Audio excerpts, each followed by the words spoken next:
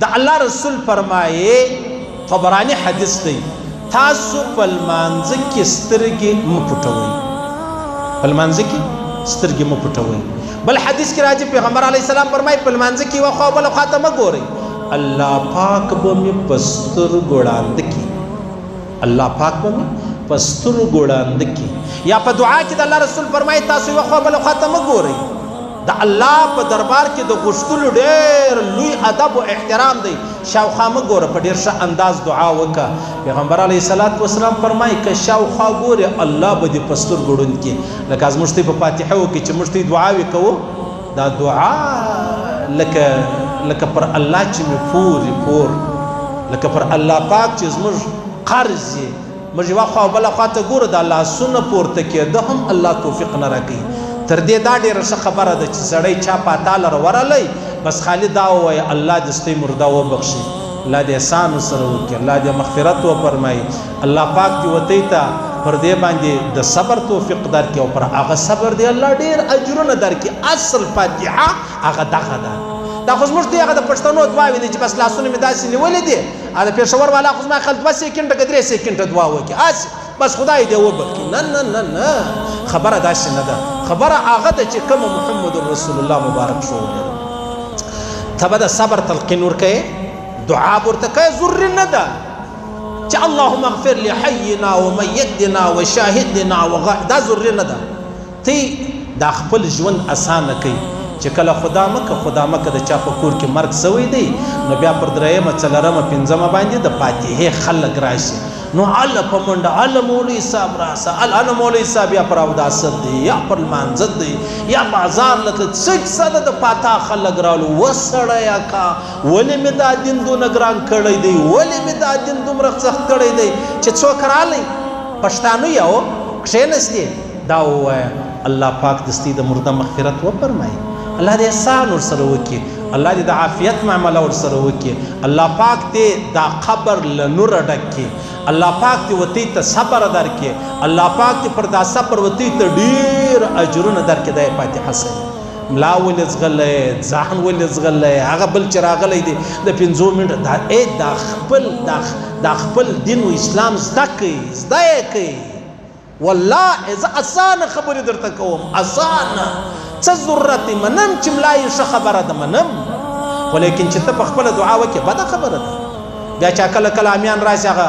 دعا د زده کړې اللهم اغفر لحینا یو نیم سل غلطۍ پکې ولې کوې نو تا د چا چې ته دعا وکړه بیا د امیانو دا غضب دی دا غم دی چې راشي دونه اوږده دعا وکړي د ده خو د هغه یوه دعا زده ده نو یو وار یې کوي ان ورته وجوړې دي انو خلک یعنې چې بس چې کاجسه بالا به زموږ هغه مړی خدای را بخښلی خو دې ما چې بس که انو غلط یې وایي انو چپه یې وایي انو رسته یې وایي ځکه څه ده صوفي جان دعا زده کړې ده په پښتو یې وکړه په پښتو یې وکړه خدای دې په تا د خپل ځان نه رسوا کوي ولې ځان رسوا کوي وسواس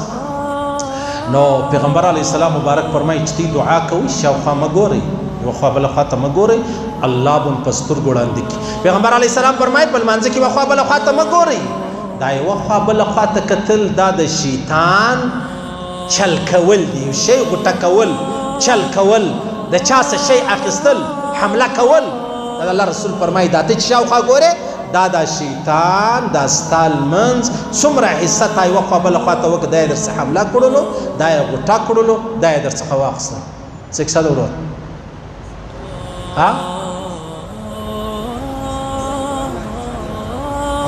ښه نو خبره داسې ده عزیزانو چې په لمانځه کې شاوخوا سړی نه ګوري بلکل به نه ګوري او دا غلطه خبره او بیا پیغمبر علیه السلام فرمایي په لمانځه کې به ته سترګې نه پټوې علما فرمایي دا د یهودو طریقه ده د یهود چې په لمانځه ولاړ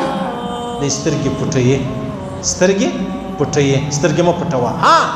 یو سړی دا وایي چې زه سترګې پټې نه کمه زما فکر نه برابریږي زما توجه نه برابریږي زما دیان یو طرف بل طرف ته ځي نو که بیا د سترګې پټې کې پروا نه لري ولې وجه دا د عزیزانو چې په لمانځه کې دا د سجدې وځای ته کتل دا سنت دی نو که ما تا په لمانځه ودرېدو سترګې مې پټې کړي دي نو ګویا هغه سنت سجدې وځای ته کتل دا سنت دی هغه سنت له ما او تا پاتې سولو نو چې سنت پاتې سو نو خو بیا خوند نه کوي ها که دا خبره ده چې زما فکر یوه خوا بله خوا ته ځي د فکر د سمېدو دپاره زه سترګې پټوم بیا علماو اجازه چې د هغه کړې ده بیا علماو اجازه کړې ده او علما فرمایي بیا به ستا فکر برابر سي لکه یو سړی په لمانځه ولاړ دی مخ ته دیوال دی یا شیشه ده یا نقش و نگار دی وایي یاره زما سوچ ټوله په هغه خبرو کې ځي نو بیا راولاړ سه بیا سترګې پټې کړه بیا به څه ګزاره چې د هغه وشي بیا ستا دپاره لږ څه ګنجایش چې دی هغه کېدلی سي جوړېدلی سي د هغه لمنځونه دي عاجزانو چې وما او تا ته الله را نصیب کړي دي او الله پاک دې هغه لمنځ را نصیب کړي چې الله پاک راڅخه راضي سي او الله پاک پر هغه لمانځه باندې بیا ما او تا ته هغه ثوابونه راکړي چې هغه ثوابونه یو د الله په قدرت او په کنټرول کې دي